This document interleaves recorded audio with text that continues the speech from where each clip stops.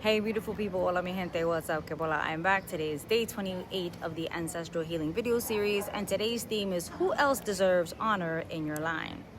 So listen, I'm coming here from Cartagena, Colombia, and earlier I was sitting with my cafecito, minding my business, and spirit hit me with this one. Not all ancestors are blood. And I felt that, like deep. Because how many times do we only think about the people we're biologically connected to when we say my ancestors? Meanwhile, there's a whole crew in the spirit realm who choose us, walked with us, bled for us, prayed for us, and we out here acting like they don't even exist. So let's start with the land. You ever think about the fact that we're walking around on land that was stolen, colonized, taken, saturated with blood, pain, and resistance, and we just move through it like it's neutral ground? Nah, baby. This land is alive. The spirits of this land know who you are, and they see how you move. Have you ever thanked them, left them water, tobacco, sang to them? You out here lighting incense and talking to your spirit guides while standing on land you've never even introduced yourself to.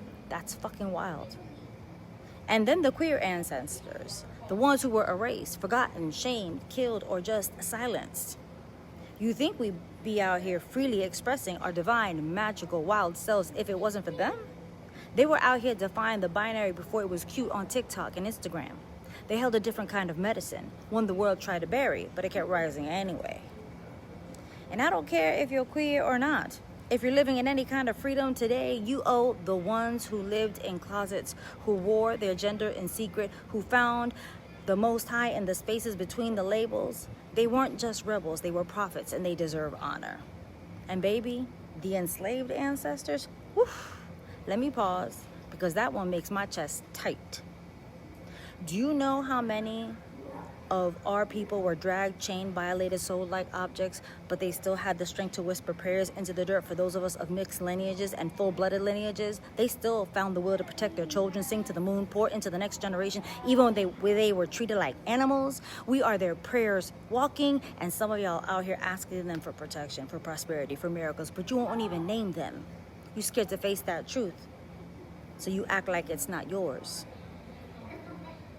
Nah, that pain is yours. That power is yours too. So honor them, light a candle for them, say their names, acknowledge what they went through so you could exist. And don't sleep on the spiritual ancestors, not blood, but family. The tia who pulled you aside and said, mija, limpia esa energía, you're carrying too much. Or the neighbor who prayed over you when you were going through it. The old school bruja who gave you a candle, a psalm, and a warning, and didn't ask for a damn thing in return. That woman who saw your light before you even saw it yourself. That's an ancestor in the making. That's someone who carried your spirit before you even had the language for what you were going through. That counts. That matters. They belong on your altar too.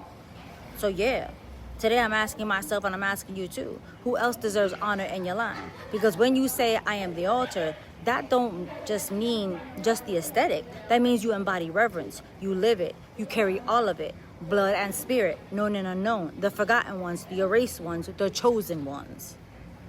They live in you, and you are the answer they prayed for.